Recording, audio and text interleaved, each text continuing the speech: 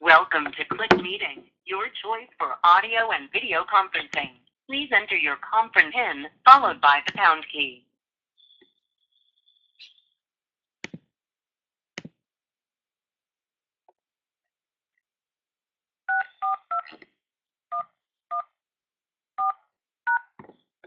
Please wait while I connect your call. Your conference PIN has been accepted. You are entering the conference now. For help, please press *0. There is currently one other participant in the conference. The audio mode for this conference has been changed to listen only. You are now muted. To mute or unmute yourself, press *1. *1. *1. *1.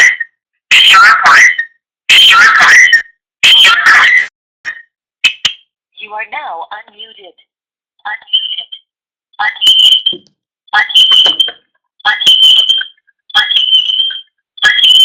Hi there. If anyone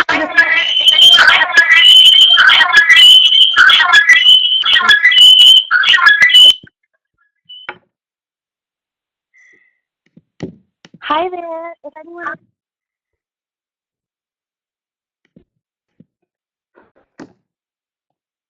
Hi Sarah, just go ahead and mute your phone if you can.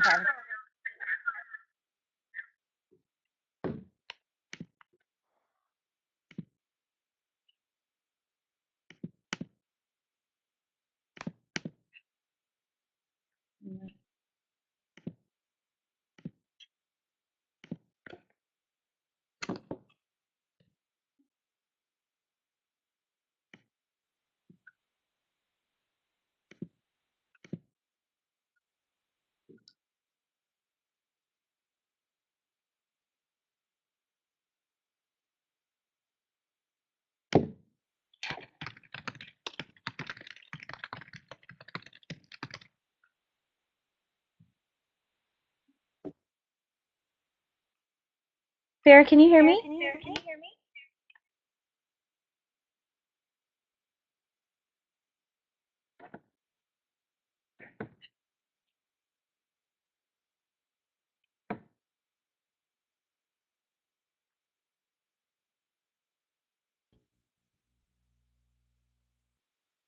Hey, can you hear me?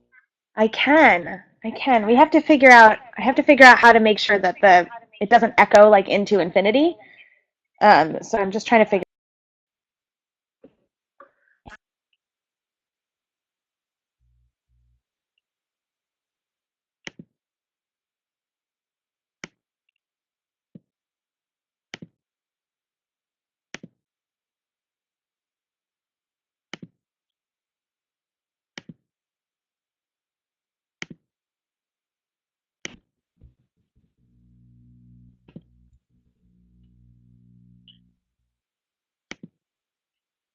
Ah, there you are.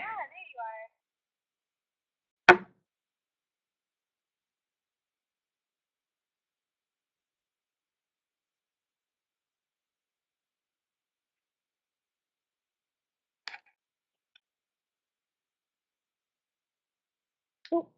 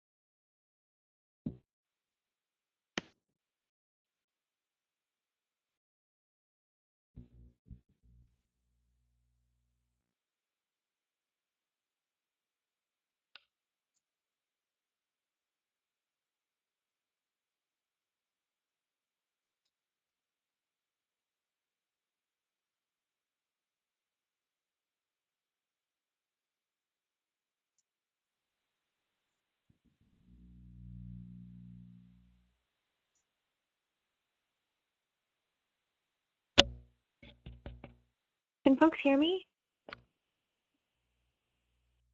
I can hear you.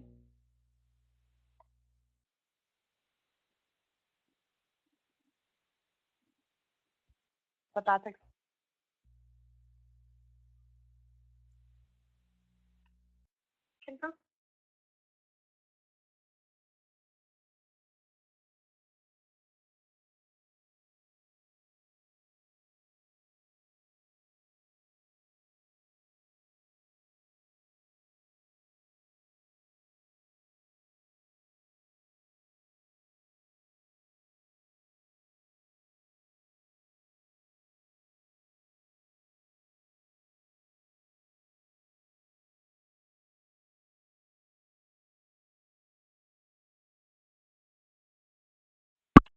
can folks hear me now? Folks hear me now? Folks hear me now? Oh.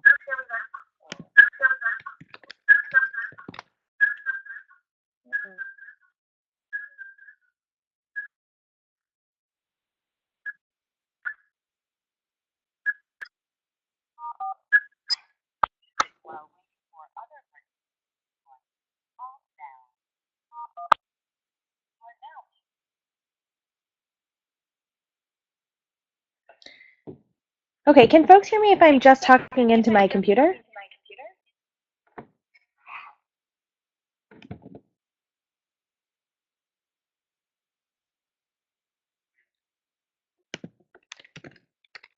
Nicole, can you hear me now?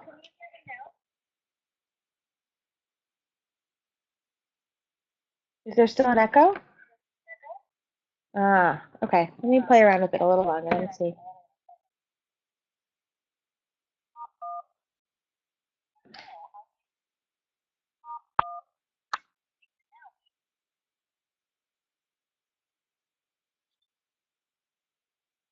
Hmm.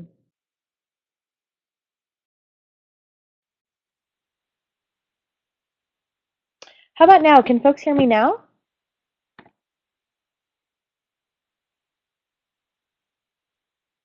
Okay, perfect. So I'm actually not going to call in, which I think will solve the problem.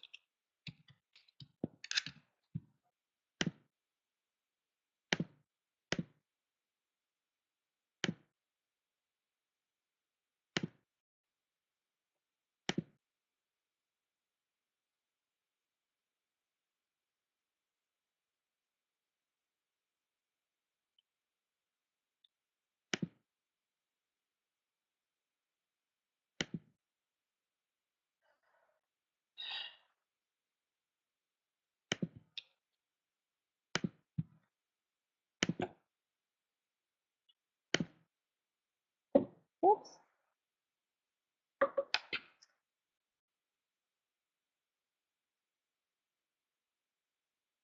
Diana, can you hear me?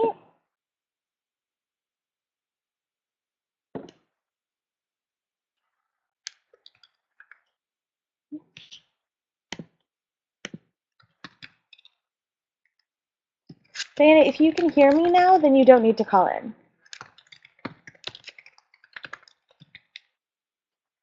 If you can't hear me, then call in using this information.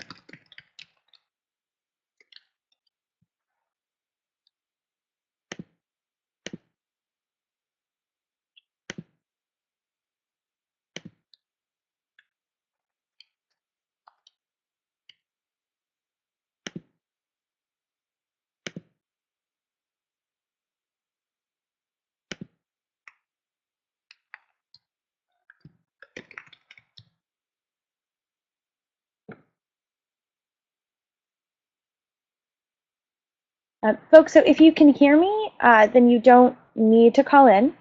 If you can't hear me, then calling in is probably the best option. And the phone number is listed below. It's 415-697-0350, and the PIN is 418145#.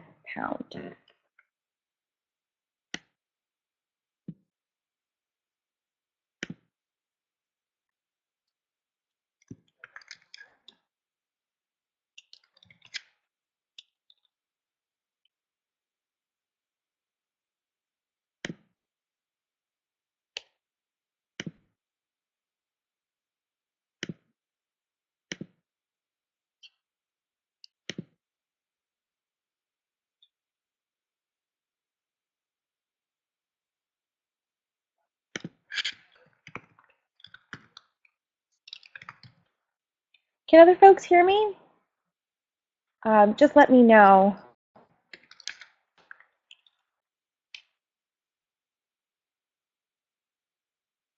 Okay, great. Perfect. I just want to make sure people can hear as they come in. Great. So we'll just wait another minute or so for some more folks to join us, and then we'll get started. Thank you all for your patience with our technology.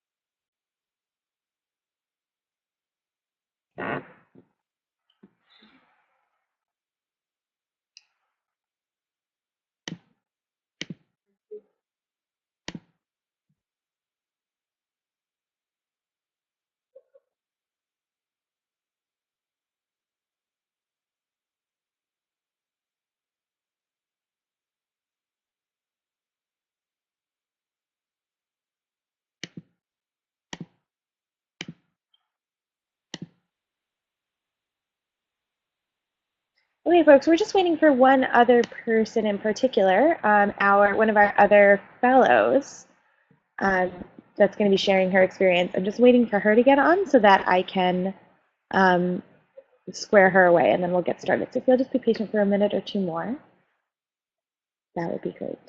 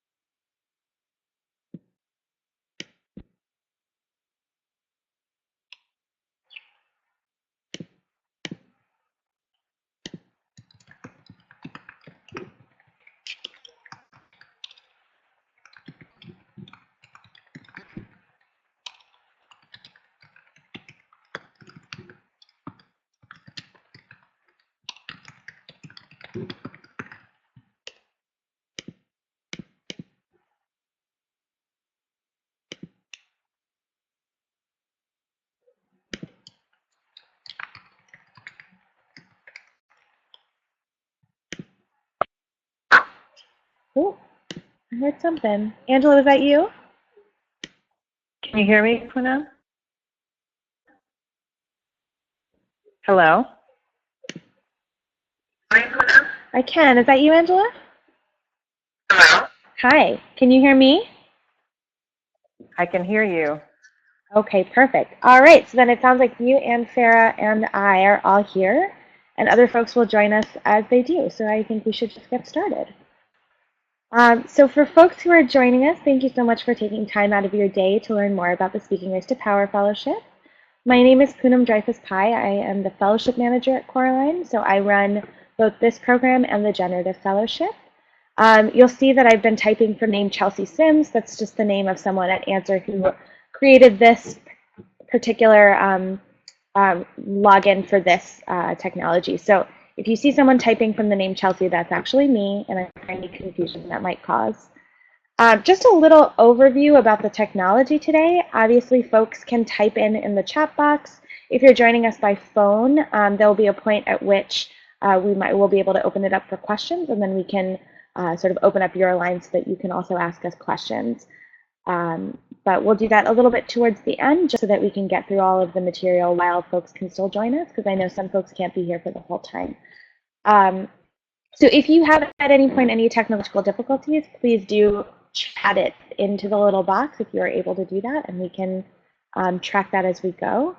Same with questions. If questions come up for you as we're speaking, feel free to chat your questions into the box, and we'll make sure that we address them. Today, we're basically just going to go over sort of the general goals and purpose of the fellowship. We'll talk a little bit about certain project ideas or ideas that would be good for a Speaking Race to Power fellowship. You'll hear from two fellows themselves. They'll be able to share their experiences thus far. And then we'll talk a little bit about the requirements and the commitment of people if you apply and get into the program. And then again, at the end, we'll have time for questions. Can everyone still hear me okay? Does that sound good? Folks can just type in really quickly, yes, that works. I have a question. Okay, great. I'm seeing a lot of yeses. Wonderful. Okay, so we're just going to get started.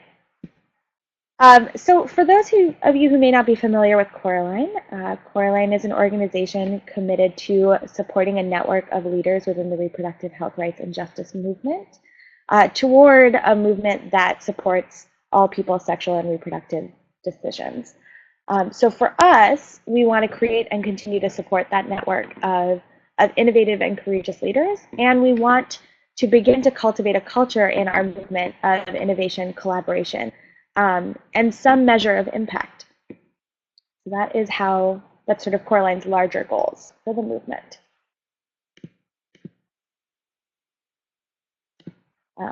Great. So why race and power in particular?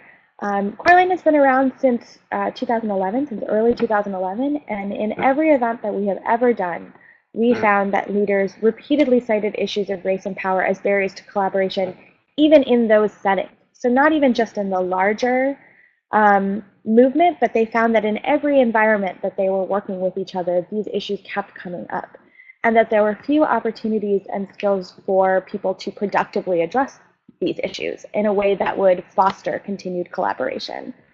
And beyond that, we feel that speaking race is actually an essential competency of all leaders, regardless of what work you do, whether or not you do racial justice work specifically. And it's a practice that needs to be both cultivated and constantly supported.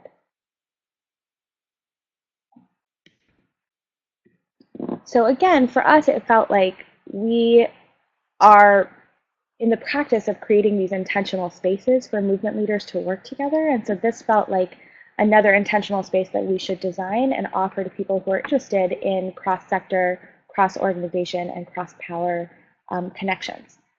And one of our other programs is the development of a 30-year strategy for the reproductive movement. And honestly, we won't be able to get a 30-year strategy off the ground if these barriers of race and power are not constantly addressed and broken through. How are we doing so far? Any questions?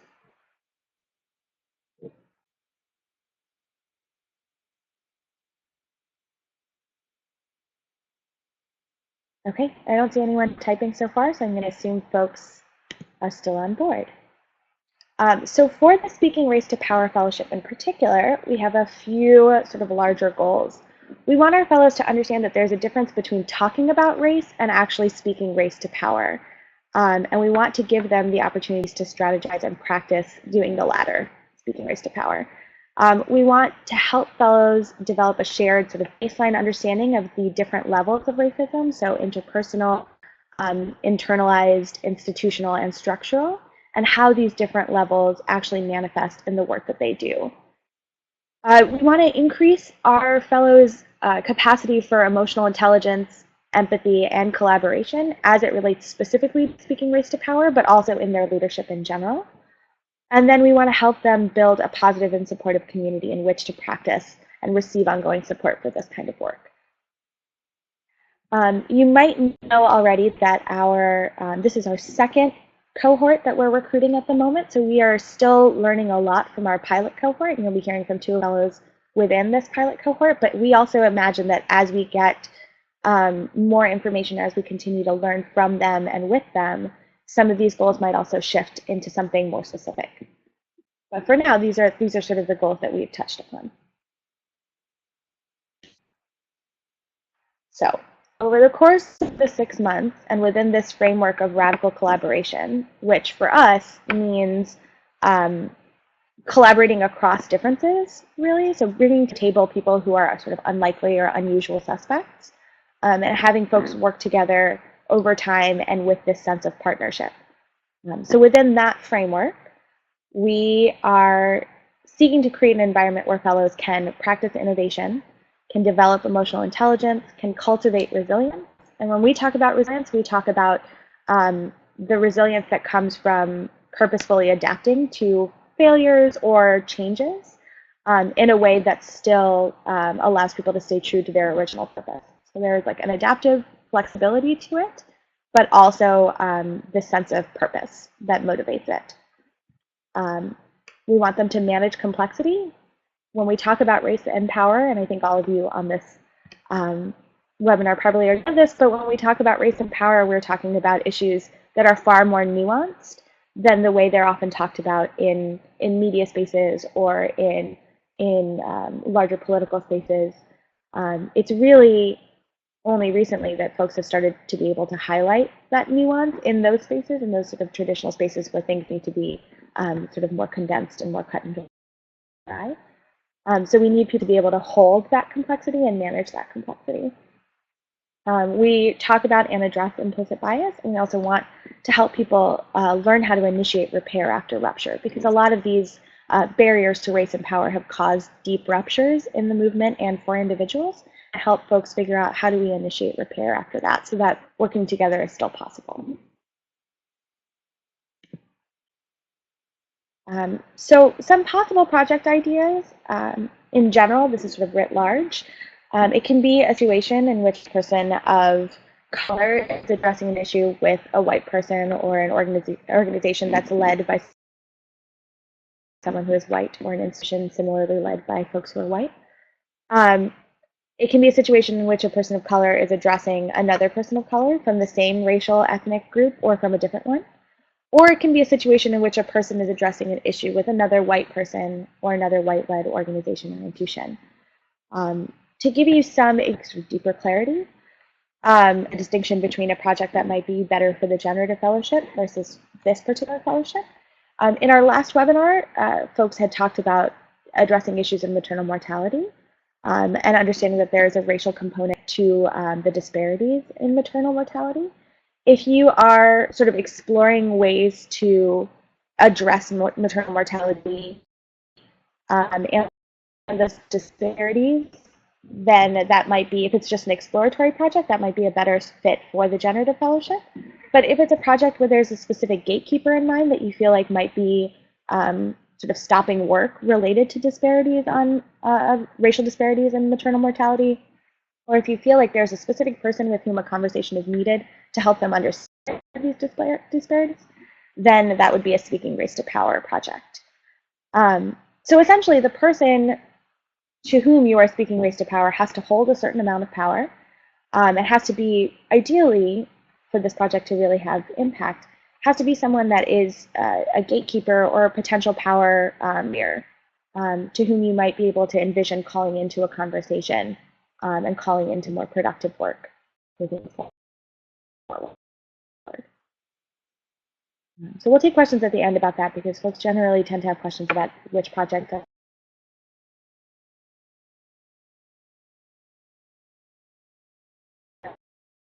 appropriate, and I'm happy to take that. So Angela, do you want to go first?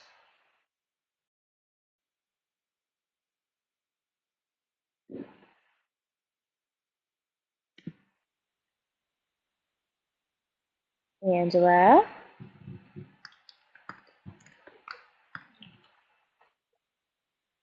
Poonam, Yes.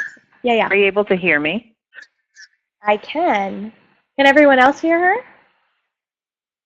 Great. Yeah, sorry. A little difficulty here on my line. No worries. You're fine. So do you want to just introduce yourself before we get started?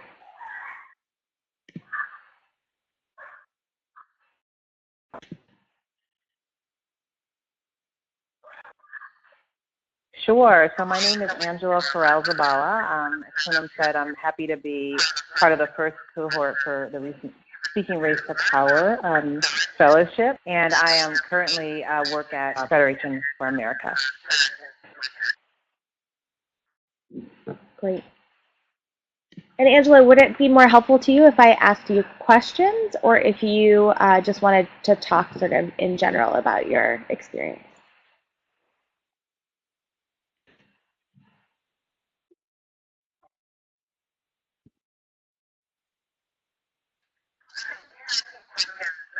Sure. I think you asking questions would be great. I know there were a few questions I was thinking of, but I think if you highlight some things, I'd be happy to answer. So let's start with why don't you as much or as little as you can about your project idea?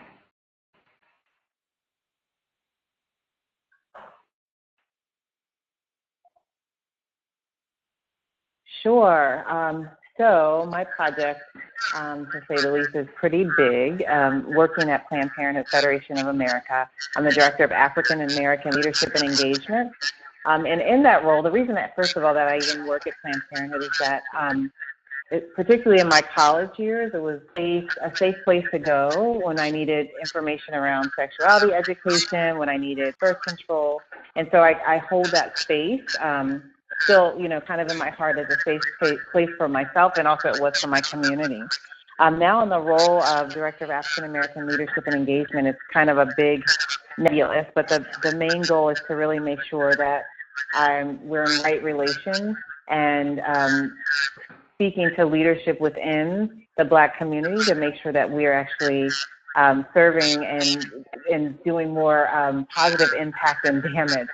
And so it's the reason this was important to me and why it's difficult is that this is a very big, complex organization. It's almost 100 years old. The leadership is not leadership of color, although we have lots of people of color that work in the organization and the different affiliates. And as I mentioned, affiliates, each affiliate has its own CEO and board. So essentially they could be operating very differently from one another. And in some places, there are affiliate leadership and people that work there that have very good relationships with reproductive justice or people of color-led organizations. In other areas, they might not have those same kinds of relationships. And for me, especially in this role, I didn't, it's sometimes difficult or oftentimes, and not just here at Planned Parenthood, I've worked in other progressive organizations, where oftentimes when you're placed to work with a constituency, particularly if it's your own, it's exhausting to carry that all the time. It's exhausting to be the one to constantly kind of raise your hand and say, so how about considering this? Or having to answer or feel like you're speaking for an entire community of people. And I really, as I started to think about this, I thought about the fact that this really needs to be more embedded and centered in all of the work that everyone is doing. If we really intend to impact communities in positive ways, if we really want to make sure that the voices of the most marginalized folks are the most that face reproductive oppression are heard, then we need to step back, or at the very least make sure that those voices are authentically, they can speak for themselves and they're heard and they're authentic. So my project was to do exactly that, and that's pretty big, was to actually see if I could shift culture inside. So folks, we start to have more of a position where that we hold a lens of race and racial justice to our work. So we can tell right away if we are doing things that may impact folks in negative ways. So that's really my project right now, and that it's pretty big. And I have to say, over the past few months of working on it, I've really been able to focus in on particular areas that we can work in. And my focus right now is not the entire federation, but the national offices, which are located in DC and New York. So we can start there. I think that's a really good place to begin, and to see if we can model what that looks like for our affiliates. Great. Thank you so much, Angela. So after sort of experiencing the retreat and exploring things like emotional intelligence and practicing rupture and repair, how has your approach changed? Or has it changed? I would definitely say it's changed. One thing I would say is it's hard, especially as a woman of color. You hold a lot of things. I'm a woman of color, I'm a queer woman, so there's a lot of experience and hurt and pain that you carry that you don't necessarily realize how your perception. And so it's you have to be vulnerable, and you have to come into this space and be ready to learn, but also not just about this larger conversation around race and racial justice, but about yourself and your capacity and all your boundaries and all of those things. I think one of the things that was most interesting to me was the emotional intelligence piece, learning more about myself. When we took, there was a test in particular we took, and we scored ourselves on it, and I was really kind of shocked at where I landed with that. So it was helpful. It was kind of a wake up for me, but it was helpful because I had a tool to use to see how I move out of those spaces into, it wasn't a negative thing, but how do I use what I learned to do my work better? And I think one of the things the biggest thing that I took home with me that has been so helpful was this idea of curiosity being an option. You actually choose to be curious. You can approach a situation and be shut down. And the shutdown, it's not that that's a bad thing. It's, again, it goes back to your own experience, hurt, and other things. So it's a protection oftentimes, or I'd say, kind of the armor that you wear so that you can do this work. But you could actually choose to be curious, and that really completely flips your perspective when you're having conversations as sensitive as race are concerned with other people. When you say, I'm going into this conversation to be curious and to ask questions and find out why. I'm not trying to push my point or my feelings on someone, but I want to understand where they are coming from. And that's been such a helpful tool for me.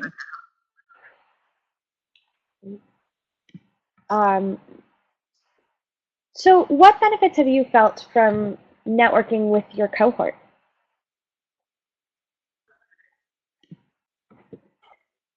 Things I can say. This work is not easy. And to have a group of folks that are going through this journey with you, that are entering from different perspectives, because oftentimes I can speak for myself that the folks that I surround myself around back at home or even at work tend to be people that are similarly situated as far as values and understandings of the world. And so that's a safe place to be, right? Because you're not going to get a lot of resistance.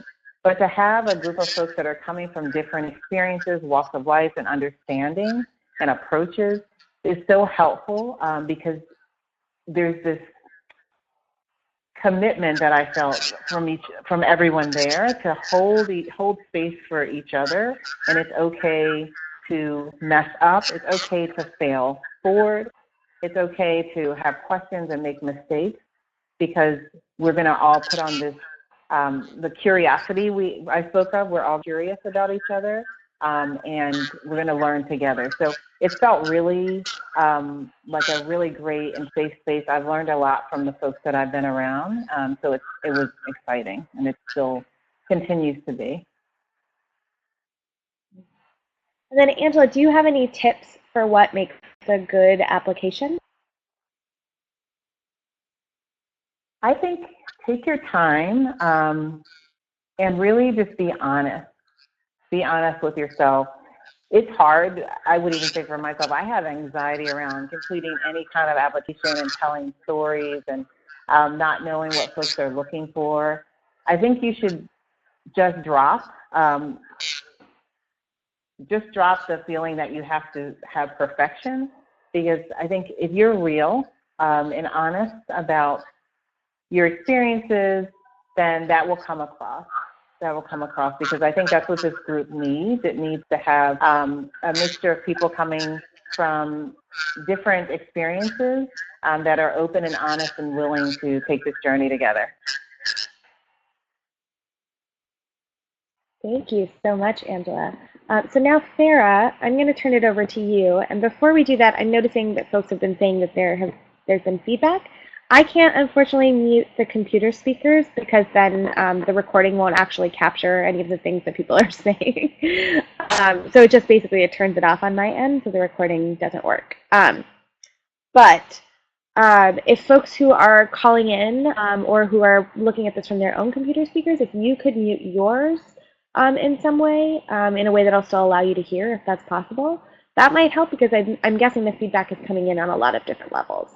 So I apologize for those of you who weren't able to hear completely clearly, and I hope that we can troubleshoot together now. So I'm gonna now bring up Farah.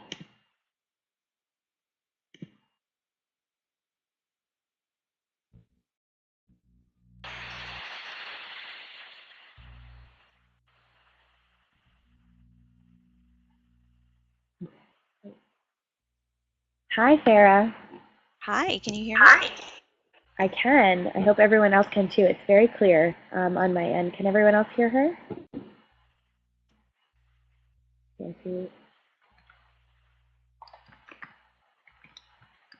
Okay, great. So I'm seeing that people can hear you. Okay, great. So I'm going to start you off, Farah, by asking you just to introduce yourself. Sure. I'm Farah, Oop. and I'm getting back feedback. Okay. So just a reminder to folks to please go ahead and mute your phones.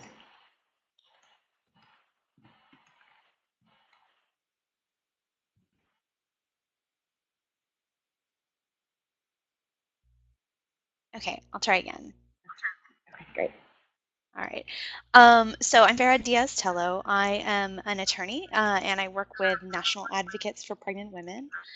And my project really arose from a few conversations that were happening all at the same time.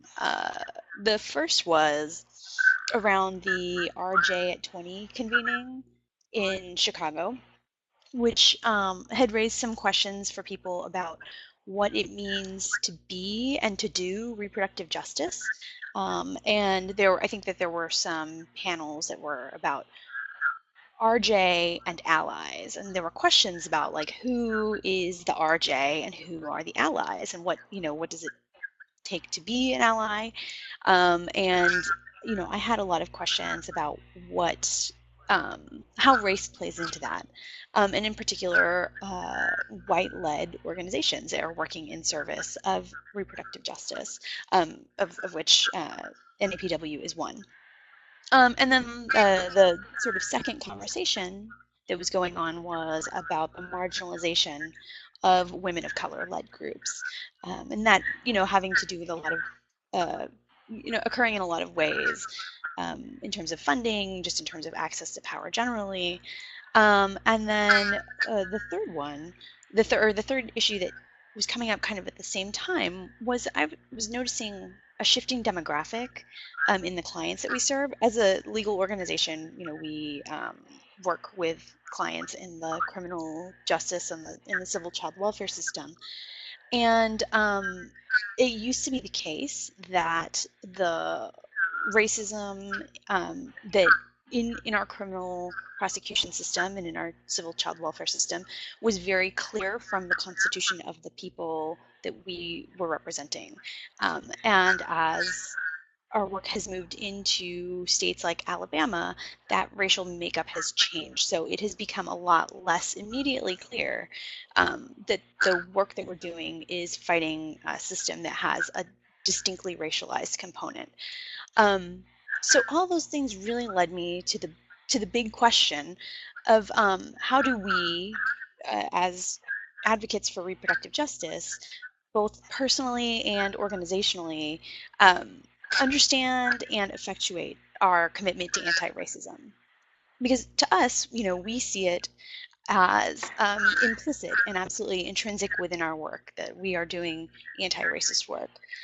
But the task that I've set out for myself is to figure out how we can make it explicit and how we can hold ourselves accountable to those principles.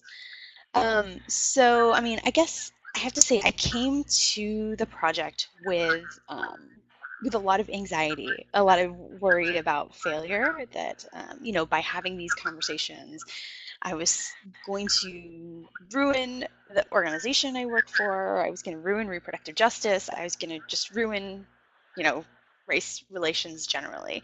It felt very high stakes because conversations about race are absolutely high stakes. These are, in many ways, they're life and death conversations for our society. And the tools that I have gleaned through this project have been enormously helpful in alleviating that and in helping me to understand failure as being instructive and as being a place of learning. So, in particular, I guess one of the tools that I think has been most helpful to me that we learned at the retreat is the practice of rupture and repair, right? This is so I guess like the idea is that in conversations that are this sensitive and this personal and this important, that we're going to experience rupture or breakdowns in the conversation, and having the tools of being able to use empathy and curiosity to move through those places of rupture, and to really work through them together, I think has been useful. I think that part of my anxiety coming into the project was that for me, as a woman of color, often, especially when talking to white people about race, that the conversation has most often felt either like a confrontation or like a confession and absolution, right? And so I think that the tools that I learned and the coaching that I got at the retreat really helped me think about it differently. It helped me think about it more like an invitation to collaboration. And so I mean, I think that ultimately the questions that I'm asking for this project have stayed the same. I think they've meandered a little bit and sort of come back around to the original question. It's just the process and the tools that I have are really what the gift of this fellowship has been. Sarah, can you speak a little bit more about the fact that you're doing a team-based project? Yeah, absolutely. So I am very fortunate to be in a team with my director of legal advocacy, Sarah Ainsworth, who is a white person in a management position within the same organization.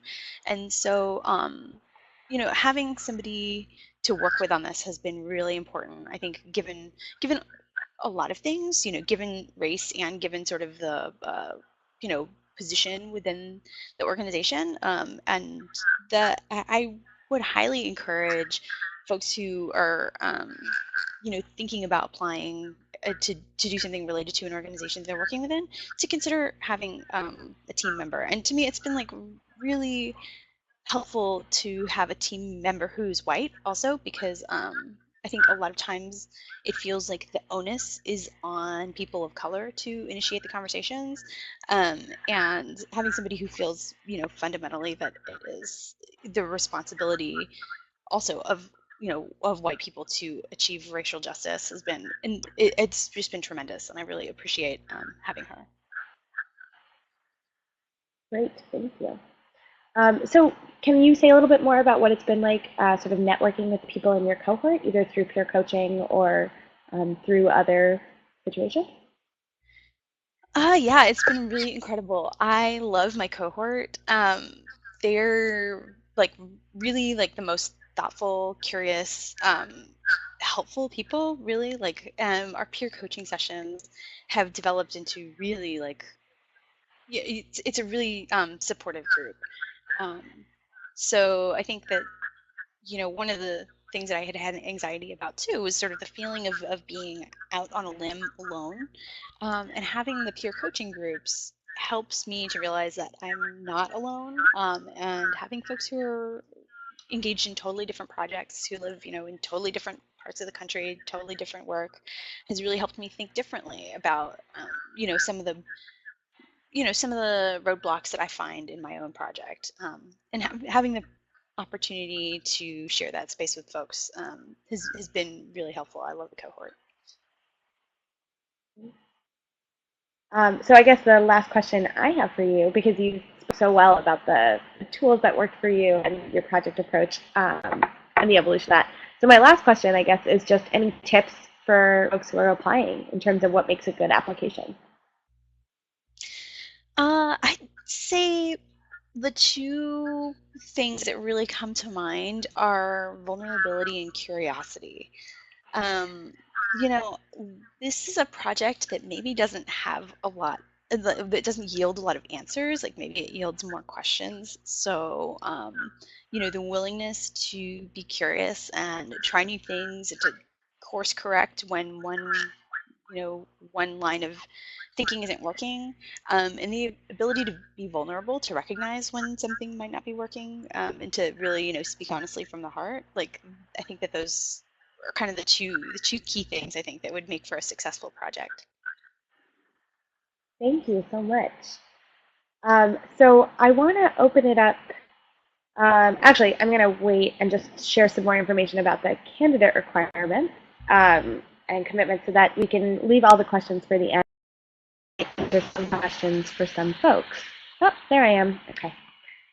But thank you both to Angela and to Farah for sharing your experiences thus far. And as we mentioned earlier, they were both in our pilot cohort, and they actually are still in the midst of their 6-month process. So they don't necessarily have any summative things yet from the entire fellowship experience, but I'm really grateful for them sharing where they are at the moment. Okay, so requirements. You've heard both Angela and Farah talk about curiosity, and we look for people who genuinely approach these particular issues from a place of curiosity, from a place of wanting to learn and wanting to be open and receptive to the things that they'll learn. We ask that people are similarly generous and generative, generous both in how they show up and what they expect of others, and also generative, meaning a willingness to look for multiple solutions and to create multiple solutions. We also ask that folks are willing to lean into the risk and comfort that comes from talking about race, with the understanding that Coraline will create an environment that will hold you so that you can do that. And that will happen both in the ways that we structure the program and also in the folks that we select to be in your cohort with you. We are very intentional in how we create those spaces so that people can feel safe to lean into that risk and into that discomfort. We ask that folks in their applications demonstrate an understanding of and an agreement with structural racism. If that sort of isn't met, then we're all starting at different places, and more work needs to be done for folks who maybe don't have that yet. We are talking about sort of the different levels of racism throughout the fellowship, but the understanding that societies are sort of structured in this racist way. And our society in particular is structured from sort of on a basis of white supremacy. It's sort of the key starting point for everyone. Because without that, then we have different understandings of where the power barriers actually are. We also ask that the project idea or conversation or inquiry or activity, which means that it's pretty broad, it's still related to breaking through these barriers to collaboration and movement building that have happened because of issues in race and power. And we want folks to think about what it will take to actually disrupt dominant habits around race and racism. So what those dominant habits might be and how we can actually disrupt it so it's not business as usual. And we're just really curious about your ideas. When we talk about curiosity, I will say that for myself, I'm very curious on how you approach the problem. I think Farah was totally right in saying that we don't necessarily have any answers and we might not come to any conclusions, but we're very interested in how people think and talk about this work and sort of what their different approaches may be. And we're looking for a willingness to explore those different approaches. Does anyone have any questions about the candidate requirement?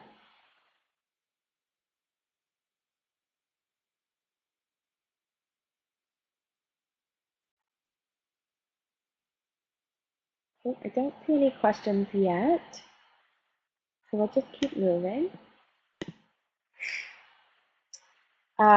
So the commitment is this full participation in a 6-month program. There are 2 weekend retreats. There will be a 4-day retreat from June 11th to the 14th of 2015, and then a 4-day retreat in early December 2015. We haven't solidified the dates yet, but we will be solidifying it in the next week or two. So we will update our website and our other information so that you know what that date is. You heard Farah mention peer coaching, and there is a peer coaching component. There's monthly peer coaching meetings that are, we sort of set you up in groups and you're expected to meet once a month just to talk through your project process and get support from each other. Our peer coaching model is really about helping folks sort of work through their process without a lot of like directiveness. It's really intended to help people explore, not, and the coaches are not expected to give advice or to provide exact direction, but really to just open the space so that folks can explore. And we'll teach you about that model. We ask that folks really commit to working on these projects both independently and in these peer coach small groups. At Coraline, we are very much committed to this bias towards action. So, you know, there is a point at which we will we'll sort of gather information and gather data, but then there's a point at which we just have to do. And we want people to feel prepared and ready for that. So we're telling you about it in advance, that we make these different approaches to break through these barriers of race and power. There are 2 webinars that we offer between the retreats that are sort of build on the existing curriculum, that provide more skills and frameworks, and just continue sort of the content throughout the 6 months, so you have the opportunity to practice with different parts of it. And then regardless of what stage in the process your project is, at the end of the 6 months, we ask that everyone complete a creative final activity. So you can write, you can create a piece of art, you can create a video, you can do sort of a lot of different approaches for this. But we ask people to answer the question, why risk speaking race to power? So it gives you an opportunity to sort of close out your experience with the fellowship, but also to reflect on why this is an important risk to take. So that's what we ask. I will just say about the retreat. So at every retreat, there is an incoming cohort and an outgoing cohort. So in June, the outgoing cohort will be this pilot cohort to which both Farah and Angela belong, and the incoming cohort will be the second cohort that starts. So there's an opportunity for networking across cohorts as well, and we do that intentionally so that people feel that the community they're building is not just their cohort, but this larger community of people, of leaders who are interested in speaking race to power. Okay. And then lastly, the application requirements. The application link is on our website. It's also here.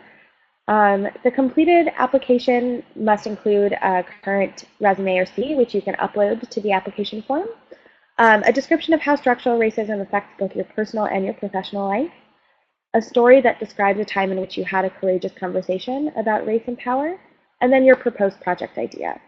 And the application form actually allows you to start and stop at different points. If you need to complete the application in multiple sessions, that's totally fine. You just need to make sure to save your work. And the deadline to apply is 11:59 p.m. Pacific time on March 31st, which is 2 weeks from tomorrow. So yeah, so that is all of it. And all of this information is also on our website. So if you're curious about that, you can visit our website and get like a little bit more detailed information about the application in particular. Okay, so now I'd like to open tab either by typing or by speaking. I see some folks typing now.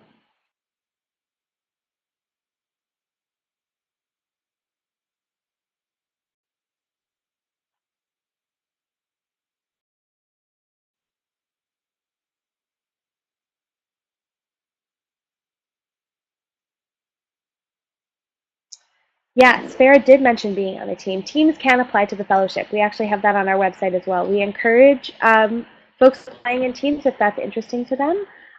Teams being more two or more people. The approach even to the project can be different. About how the teams work together and the different approaches that they each bring to this fellowship. It is possible, it hasn't happened yet, but it is possible that both or multiple members of a team may not be accepted, but we do encourage teams to apply.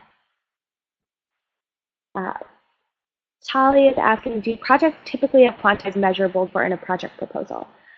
I would say so far, no projects have had any quantifiable or otherwise measurable goals because I think the conversations are broader than that.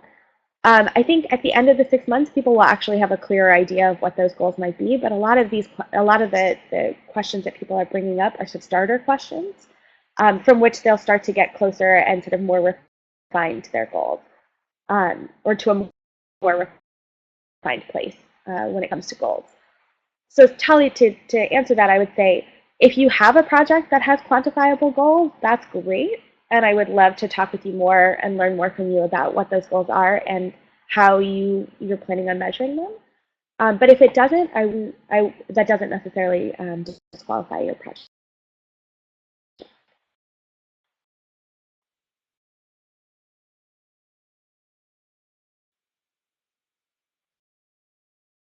Does that answer your question? You can more folks typing. Yes, Diana, absolutely. So if you could email me, my email is on this last page. It's poonam.dreyfus-pi@coraline.org. Diana, if you could email me, I will send you a copy of the slide set. I'm also going to put this webinar on our website, if that's easy for you.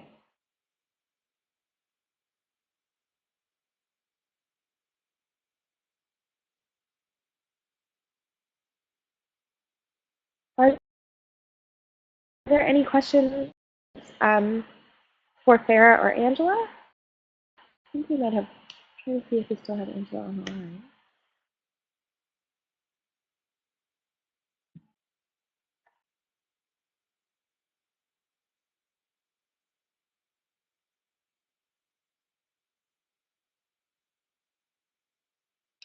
I just want to speak something about the confidentiality of the applications and of the project ideas. On our website, we tell you that the applications are entirely confidential. They're only shared within sort of the immediate Coraline programs team, and that's just for us to be able to read and review your applications. So we won't be sharing that with anyone external to that. And then you'll notice if you look at the current fellows, we don't list people's project ideas because a lot of what they're doing is pretty sensitive and may also be very risky in terms of sharing exactly who they're calling into these conversations and what their hopes are for that change. We don't want people to feel like they're taking a risk that might cause them to lose a job or cause them to experience a lot of negative repercussions. So we do everything that we can to maintain that confidentiality so that people can share only what they feel comfortable sharing about their project experience. Diana, I see a question. Can you talk a bit about how other sectors like gender and poverty fit within race and power? Yes. When we talk about power, actually, we talk explicitly from an intersectional place, understanding that race is one of several different sort of paradigms in which oppression and marginalization occur. So your project can actually speak to that in terms of specific gender or specific class or specifics on ability or specifics on sexuality. If there is sort of a more nuanced piece to your project, we want you to surface that. And we also want you to bring that to our cohort so we can think together about how to address problems like that. Because in truth, all of the projects that have come to us are more than just about race and power. But race is a particularly salient element of the power that they're trying to break through. So I would say, to answer your question in a very broad way, we talk about race and power from an intersectional place, understanding that other components sort of shape people's experiences of race and power, and will probably shape your approach to addressing issues of race and power. Does that answer your question, Diana? For now, anyway?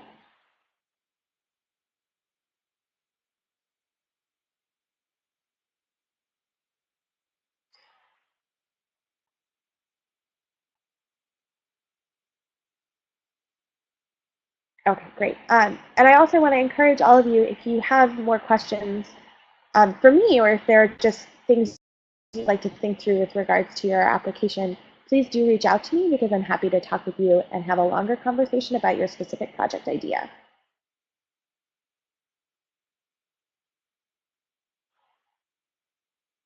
Are there any other questions? It's about 10:20, so we still have time, but if not, then that's fine. Thank you. Thank you all. So I just want to thank Angela and Farah again so much for taking the time to share their experiences with us today. And also to thank all of you for taking time out of your very busy days to join us for this webinar.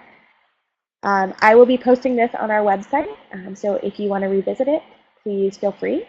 And again, you have my information if you need it in terms of reaching out to me with additional questions or concerns. Thank you again so much, and have a wonderful day.